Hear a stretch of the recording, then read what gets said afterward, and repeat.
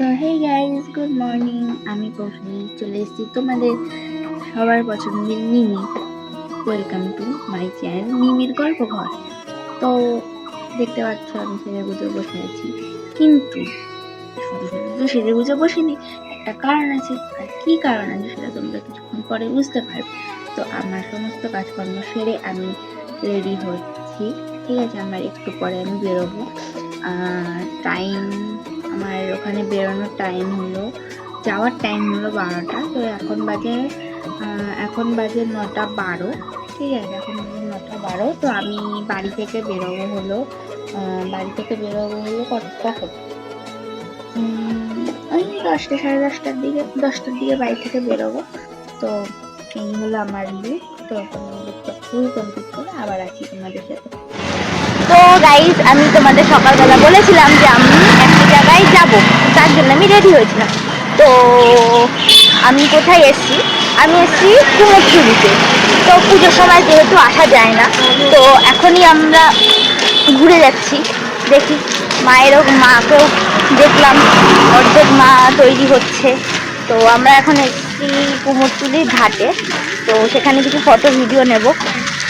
এই দেখো, এটা হলো কুমোরটুলির গঙ্গার ঘাট। আমরা রাস্তা দিয়ে হেঁটে যাচ্ছি।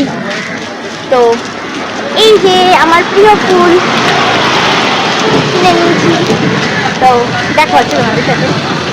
তো তোমরা দেখতে পাচ্ছ এখানে আমরা ঘাটে বসে ভিডিও করব বলে প্রিপারেশন নিচ্ছি। তো আমি ওকে হাতে ক্যামেরাটা দিয়েছিলাম, বলেছিলাম আমার ভিডিও কর।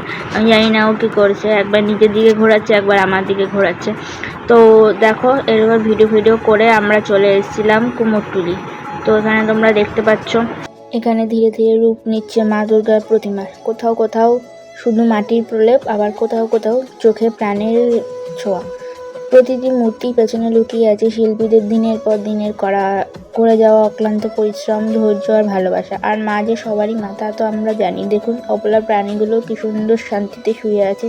আর কথাতে আছে না, রথের চাকার টান পড়লেই মায়ের আগমনের তোড়জোড় শুরু হয়ে যায়। তো আর কটা দিনই বাকি, সবাই গুনতে শুরু করো। তো তারপর আমরা এখান থেকে বেরিয়ে চলে গেছিলাম স্প্ল্যানেড। সেখান থেকে বাস ধরে বাবুঘাট। তো বাবুঘাট থেকে বেরিয়ে আমরা প্রিন্সেপ ঘাটের দিকে যাচ্ছিলাম। তো দেখো ওখানে কত কিছু পাওয়া যায়, ঠিক আছে। বলে না স্প্ল্যানেড হলো সস্তার মার্কেট, তো এটা হলো সেরকম। আমরা শোভাবাজার কুমোরটুলি ঘুরে প্ল্যানেড হয়ে আমরা চলে এসেছি এখন প্রিন্সেপ ঘাট।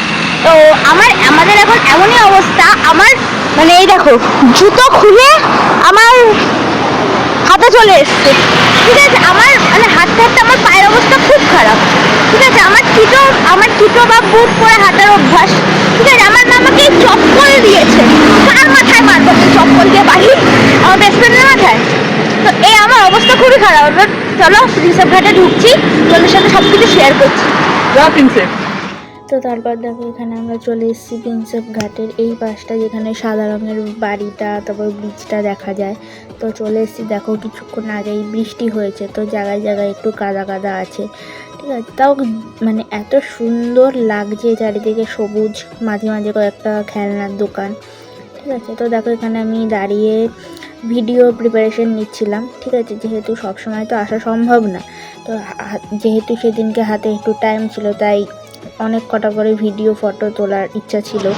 তো গাইস, আমাদের ঘোরাঘুরি কমপ্লিট, ঠিক আছে। তো এবার আমাদের রেস্টিং টাইম। আমাদের সমস্ত কিছু ঘোরাঘুরি কমপ্লিট, ফটো তোলা কমপ্লিট, এখন আমাদের রেস্টিং টাইম। আমরা কি খাচ্ছি দেখাই তোমাদের। এই যে মায়ের হাতে সেই চাউমিন, যেটা খেলে ছোটবেলায় স্কুলের কথা মনে পড়ে যায়, যেটা স্কুলে নিয়ে গেলে নিজের কপালে জুটতো না, সব বন্ধু বান্ধবরা খেয়ে নিত, ঠিক আছে। তো আমি এখন বসে সেই খাচ্ছি। তো খাওয়া দাওয়ার পর একটুখানি রেস্ট নিয়ে এবার ট্রেন ধরে বাড়ি চলে যাবো। তো তোমাদের সাথে দেখা হচ্ছে পরের ভিডিওতে। সবাইকে টাটা, সবাই ভালো থেকো, সুস্থ থেকো, সাবধানে থেকো, আর আমার চ্যানেলটাকে ফলো করে রেখো। তারা